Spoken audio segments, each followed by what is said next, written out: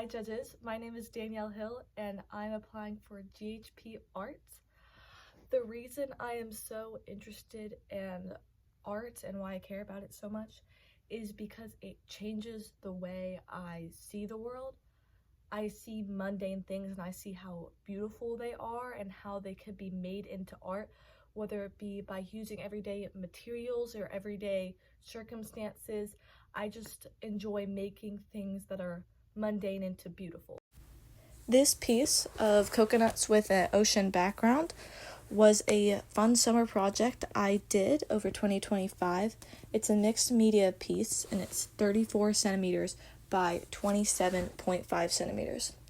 The inspiration for this piece was just summer itself. I wanted to make a very lively and creative piece with little inspiration from anything else, like no reference photo or anything. I just wanted to draw.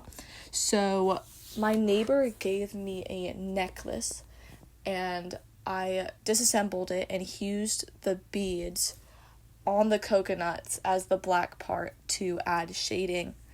And I used marker as well to add little shapes, to add a sharp shading, very shape oriented. I wanted the shapes and the kind of rigidness of the coconuts to contrast with the flowiness of the ocean in the background.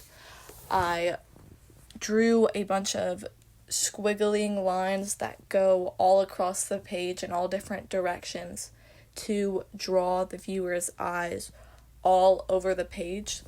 I used a bunch of different variations of blue to add a nice monochromatic scheme, and I wanted to make it as flowy as possible to show the ocean's nature flowing and just show creativity, how it's all flowing. Everything's like these coconuts look like they're floating and the ocean behind it's flowing. It's a very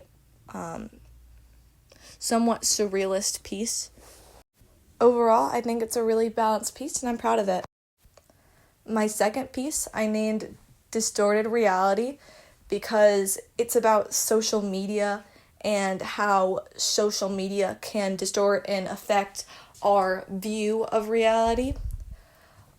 I made it in 2025 and it is 32 centimeters by 30 centimeters.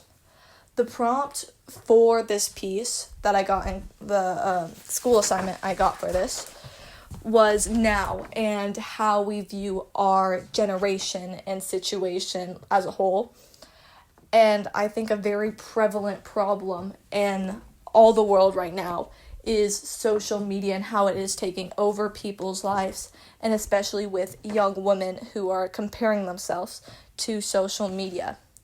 So I drew this normal looking portrait of a woman, but she looks a little sad and disheveled because that is the impact social media is having on her and her mental health. Over top of that, I drew a bunch of different boxes and squares that are meant to look like pixels overlapping. The pixels obviously represent social media and the digital world, and I wanted these pixels to look perfect and put together with the woman's eye. That is definitely a central point of the piece. She has her makeup done, she doesn't have these eye bags, and it draws your attention because it's so vibrant and bright, and that is what social media is. It looks perfect, it's vibrant, it's colorful, and in comparison, reality can be dull and it can make reality look gray and unhappy. So in this piece, I really struggled to find a balance between the pixels and the graphite, making sure nothing was too overwhelming. And I think I did a pretty good job of it and got the point across. My third piece is called Boredom. It's a mixed media piece using watercolor and graphite. I made it in 2025 and it is 46 centimeters by 60 centimeters. So this piece is really about boredom and how people interact with it and react with it.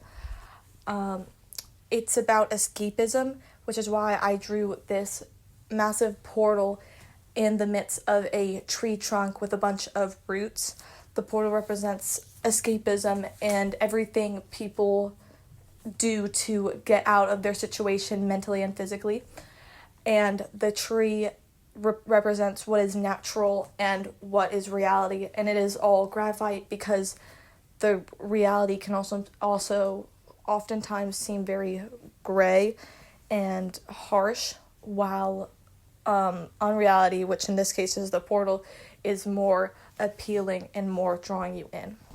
I made the portal after my artist of inspiration, Henry Selick. I was very inspired by his work in the movie Coraline, and it helped me get inspiration for the color scheme, which I brought back up in the background, creating this sort of abstract and surrealist background, which gave the piece more visual unity.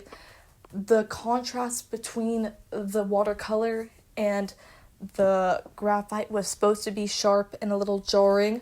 However, I originally wanted the background to be graphite, but with that, the portal just looked too out of place, so I added the abstract watercolor background to add more unity to the piece, and I think it really rounded out the piece really well, and I'm very proud of this piece.